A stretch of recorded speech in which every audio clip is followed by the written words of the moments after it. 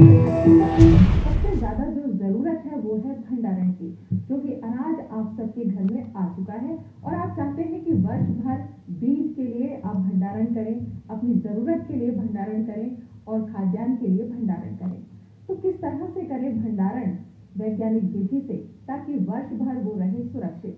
खास इन्हीं बातों की जानकारी के लिए आइए देखते हैं ये कार्यक्रम विस्तार से।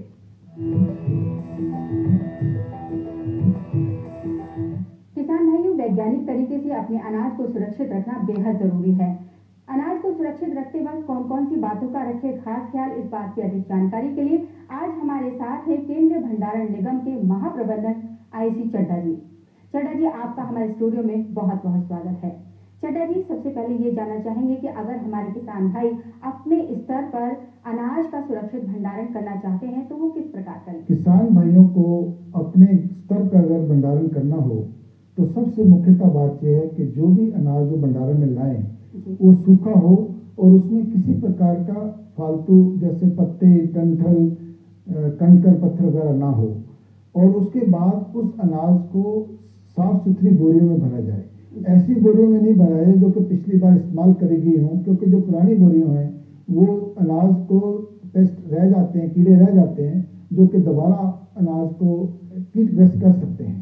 तो इससे बचने के लिए नई इस बोरियों का इस्तेमाल करें और जिस गोदाम में अनाज का भंडारण करना है उस गोदाम का निरीक्षण करना बहुत आवश्यक है, क्योंकि कई बार क्या होता है कि गोदाम में कुछ क्रैक्स होते हैं, जहाँ सीमेंट टुकड़ा होता है वहाँ चिनाई पूरी कर लें, क्योंकि कुछ कीड़े ऐसे भी होते हैं जो कि कई कई साल तक गोदाम से खत्म नहीं होते, और इसलिए गोदाम का निरीक्षण के पश्चात उसमें दवा का स्प्रे करना चाहिए। और उसके बाद कहीं भी फर्श के ऊपर अनाज को नहीं रखना, बोरी में भर के उसके नीचे कुछ डंडे, जिसको निभार कहते हैं हम लोग, ये लकड़ी के फट्टे भी हो सकते हैं, बैम्बू की चटाई हो सकती है, पॉलीथीन फिल्म हो सकती है, इसका इस्तेमाल करना चाहिए। और कहीं भी पुराने अनाज को नए अनाज के साथ नहीं रखना, क्योंकि उससे क्या होगा कि पुराने अनाज के कीड़े नए अनाज में ग्रस्त कर जाएंगे तो उसमें नुकसान हो जाएगा। अगर इन सभी सावधानियों के बाद भी अगर नहीं उसका प्रबंधन हो पाए तो उसके बाद हमें रासायनिक का इस्तेमाल करना पड़ता है। इसके लिए एल्युमिनियम फॉस्फाइड की गोलियां मिलती हैं जो कि 3 ग्राम की गोली 1 ग्राम फॉस्फेट गैस निकालती है, धूम्रीकरण प्रोसेस बोलते हैं इसको। पर किसान भाइयों के लिए 5 ग्राम और 10 ग्राम की ये पाउच मार्केट में उपलब्ध है जो कि उनको मिल सकती है, जो कि अपने उन जरूरत के मुताबिक वो खरीद कर इसका धूम्रीकरण कर सकते हैं।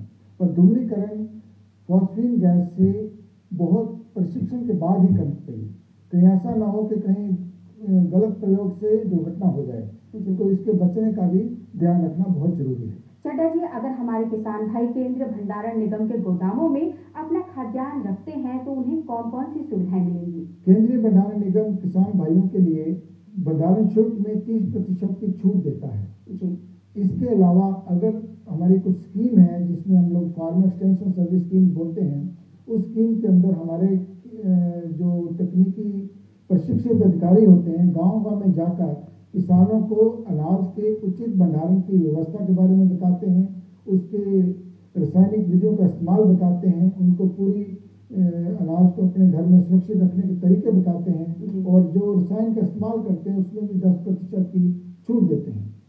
इसके अलावा हम किसानों के लिए विशेष प्रशिक्षण शिविर भी लगाते हैं जिसमें उनको मेटल के बिन हम उपहार स्वरूप देते हैं, और इस तरह के प्रशिक्षण होते हैं। उसमें किसानों को वेयर हाउस में दौरा भी कराया जाता है, उनको कीड़ों को, चूहों को कंट्रोल करने की पूरी विधि समझाई जाती है, और ताकि वो अपने गांव में या अपने घर में अनाज को सही सुरक्षित भी रख सकें अगर वो किसी वजह से वेयर हाउस में लाने में संभव नहीं है।